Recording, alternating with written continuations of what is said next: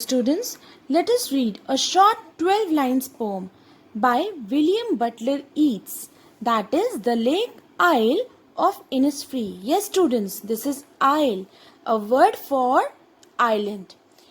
William Butler Yeats, the poet, is a resident of Ireland.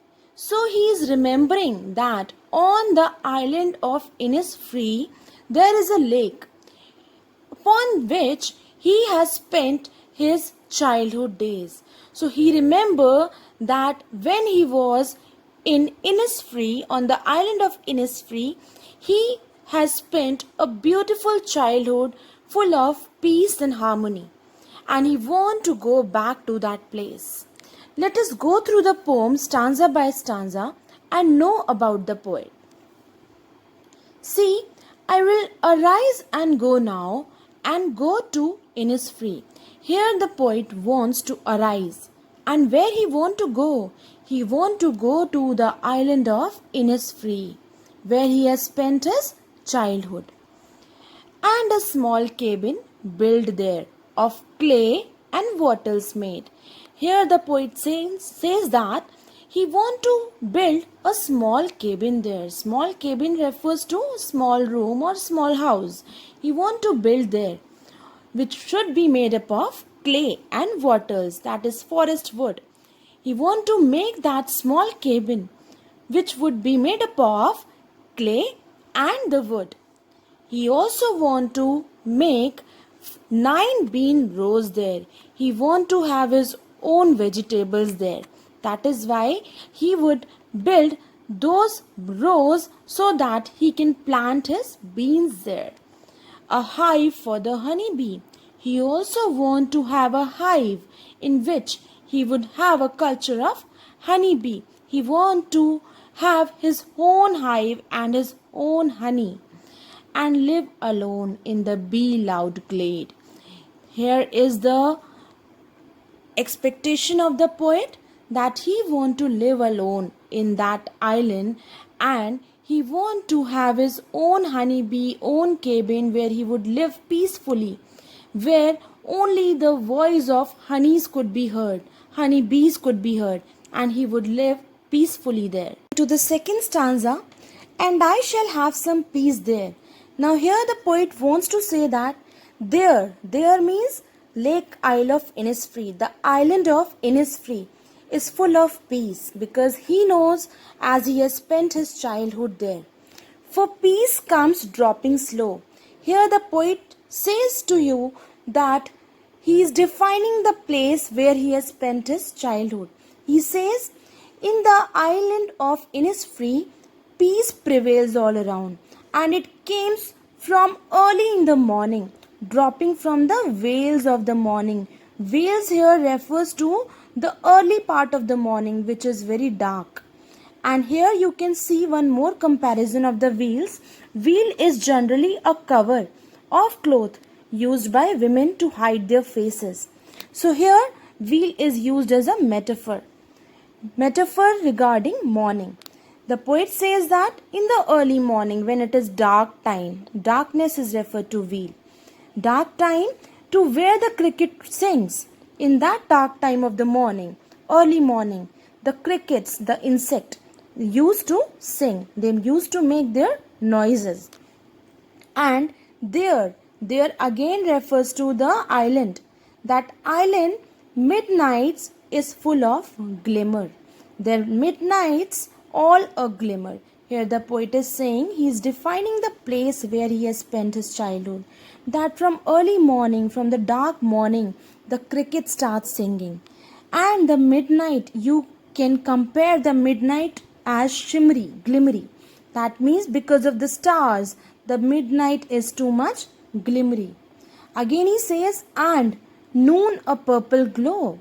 Here he compares the noon time to purple glow. He says that noon looks as completely purplish light spread over there, because when the sunlight falls over the lake's water, it reflects purple glow all over, and he loves the definition of that place. And evenings full of linnet swing. Now he defines the evening, that Evenings are full of linnet. Linnet is a small bird, and you can see all the linnets flying in the sky. Here he has described his favorite place where he would like to spend his rest of his life peacefully. Coming to the third stanza, the last stanza. I will arise and go now. Here the poet is very determined. He has decided that I will go and go now. I will arise and go now. Where? For always night and day, because there night and day are full of peace. Here he says, I hear the lake water lapping with low sounds by the shore. Now in these lines the poet say that wherever I am standing, because he is becoming so nostalgic. Nostalgic means he is remembering the old times, his childhood memories. So he wants to go to that place again, as whenever he stand by the shore, by the seaside, he remembers, he hears that water of the lake. Lapping means that overcoming with the voices.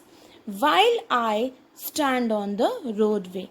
He also says, if I stand on the roadway, if the poet stands on the roadway also, or on the pavement grey means the grey clear footpaths, again he hears the same voice, that is the lake water lapping with low sounds.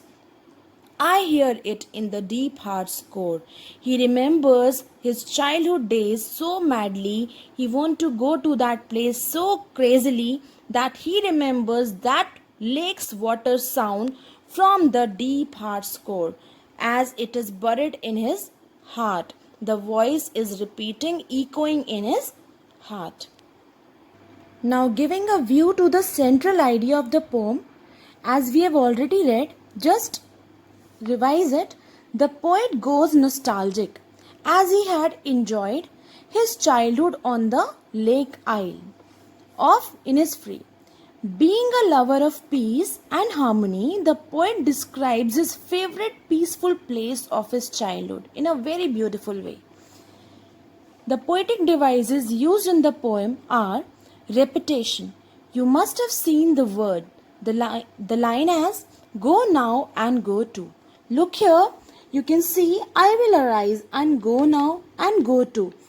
These words go and go are repeated here in the poem.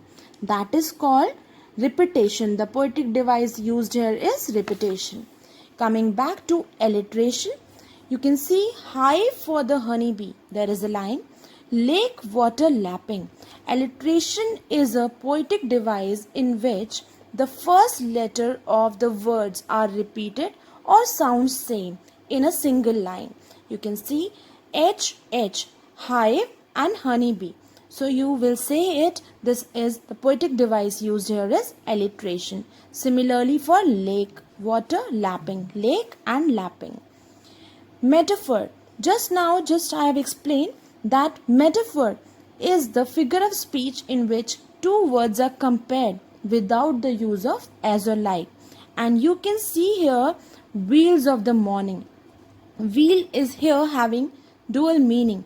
Wheels is generally a cover used by the women, and wheel of the morning, that is the darkness of the morning.